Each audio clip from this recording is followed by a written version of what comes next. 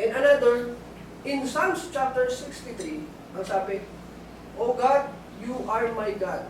Earnestly I seek you. My soul thirsts for you. My flesh faints for you, as in a dry and a weary land where there is no water. O Diyos, Ikaw ay Diyos ko, hahanapin kitang maaga. Kinauuhawan ka ng aking kaluluwa. Ano yan ulit yung ginamit? Kinauuhawan ng kanyang kaluluwa. Ano po ibig sabihin nun? Pinananabigan ka ng aking laman sa isang tuyo at uhaw na lupa na walang tubig. Ikinumpara uli niya yung kanyang pananabik o yung pangangailangan niya sa Diyos sa pagkauhaw. At ginamit niya po yung lupang walang tubig. No, siguro yung may mga tanim, mga marunong magtanim dito sa atin, naiintindihan natin yan, alam natin na kung paano yung tuyong lupa ay pag yung nilagyan ng tubig o diniligan, agad niya itong i-absorb.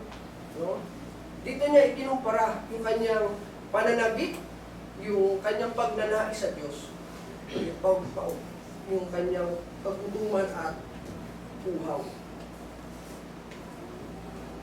So, meaning, hunger and thirst refers to an intense, persistent, and consuming desire, a deep longing or passion for something so essential that one cannot rest until it is satisfied. No? Kaya nga, ang gutom at uhaw ay nangangahulugang isang matindi at walang humpay na pananabik o marugdog na pagnanais sa isang bagay na napakahalaga. Ano pat hindi mapakali ang tao hanggang hindi ito natatamo o natutubunan. Ganyan naman talaga eh. Hindi ka magiging satisfied, hindi ka magiging masaya. Magiging itong ulo mo kapag nagugutom ka eh. Until such time na mapagbigyan mo yung hinahanap ng katawan mo o yung kailangan ng katawan mo. So, yan mo yung sinasabing hunger and thirst for the Lord. Hanggang hindi mo matamo ang iyong ninanais, ang iyong pinananabigan. So, yun po yung ibig sabihin. So, when our Lord Jesus Christ said, in Matthew chapter 5, sabi niya, mapapalad ang nangagugutom at nangauuhaw sa katuwiran sapagkat sila'y bubusugin.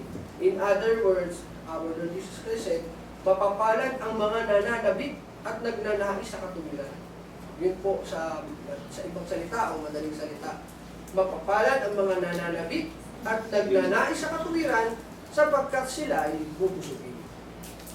Yun ang immediate answer po sa ating unang katanungan. Now, ano naman ang katuwiran na dapat nating kasabikan at paglasahan? Ating gustong makamit. No? Ano ang katuwiran na dapat nating kasabikan at paglasahan? Now, when we talk about righteousness, meron niyang iba't ibang definition o kahulugan base sa konteksto na ginamit ng author sa Biblia. The term righteousness carries different meaning in different biblical contexts. No? Although, yan po ay magandang bagay sapagkat yan ay katuwiran. So, pero ito ay nagkakaroon ng iba't ibang meaning. No? Depende po sa konteksto. For example, so number 1, righteousness serve as right standing before God. When God justify you, that's righteousness. Yun yung ibig sabihin din sa talata, sa talatang ito, na sinasabi sa Romans chapter 3 verse 21, that the righteousness serve as a right standing before God. Sabi dito sa Romans chapter 3 verse 21 to 22, but now the righteousness of God has been manifested apart from the law. So merong katuwiran niya na ipinahayag bukod doon sa kautusan. Di ba napag-aralan natin na ang kautusan ay matuwid. Pero merong pang righteousness of God bukod dito, sinasabi ni Apostol Pablo. Ano yun? Although the law and the prophets bear witness to it. The righteousness of God through faith in Jesus Christ for all who believe, for there is no distinction. Basahin natin sa Tagalog. Datapot ngayon, bukod sa kautusan, ay ipinahayag ang isang katuwiran ng Diyos. Ano yung katuwiran ng Diyos? Na sinaksihan ng kautusan at ng mga propeta sa makatwid bagay ang katuwiran ng Diyos sa pamamagitan ng pananampalataya kay Jesucristo sa lahat ng mga nagsisisampalataya. So, meaning, dito po, righteousness refers to the righteous status of sinners that God grants to the believers through faith in Jesus Christ.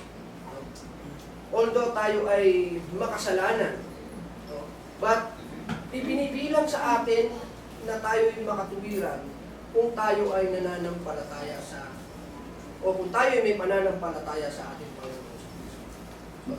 It refers to the righteousness status that God grants to believers through faith in Christ.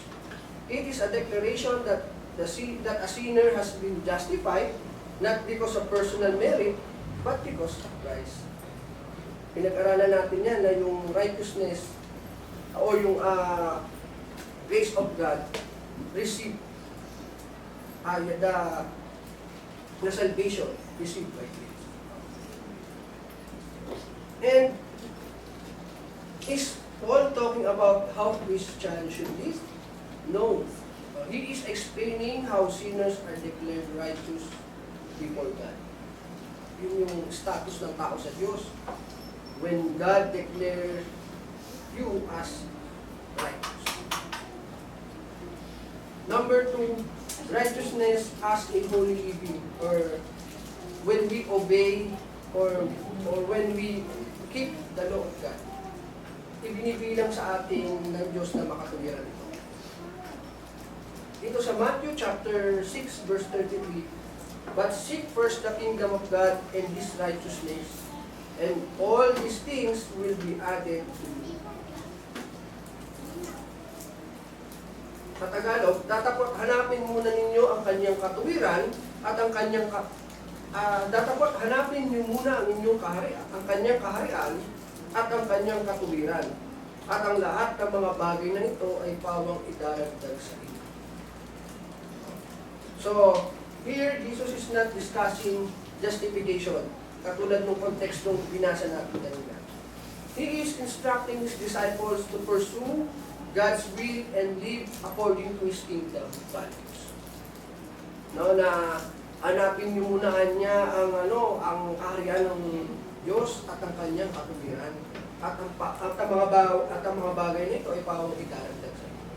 So, instruction ito to live in accordance of God's will and His kingdom.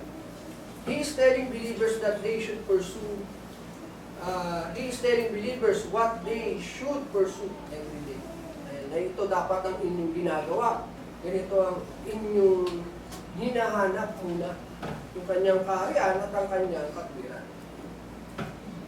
And righteousness as justice. Sabi dito sa Amos chapter 5 verse 24, but let justice roll down like waters, and righteousness like an ever-flowing stream. So dito po sa kontekstong ito, sa Tagalog, kundi bumugso ang katuwiran, kundi bumugso ang karunungan na parang tubig, at ang katuwiran na parang malakas na agos. No. So dito, righteousness refers to justice, fairness, and doing what is right in society or in your neighbor, sa inyong kapwa. Because that time, Israel was religiously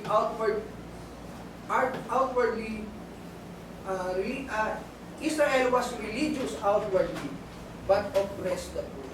No, nag-aalay sila ng kanilang mga hain, no? But yung kanilang pag-ibig ay wala doon, yung pag-ibig sa kanilang kapwa ay wala doon. They oppress the poor. Kahit na sila ay naglilingkod, nag-aalay ng mga hain sa Diyos, ganito yung kanilang pamumuhay.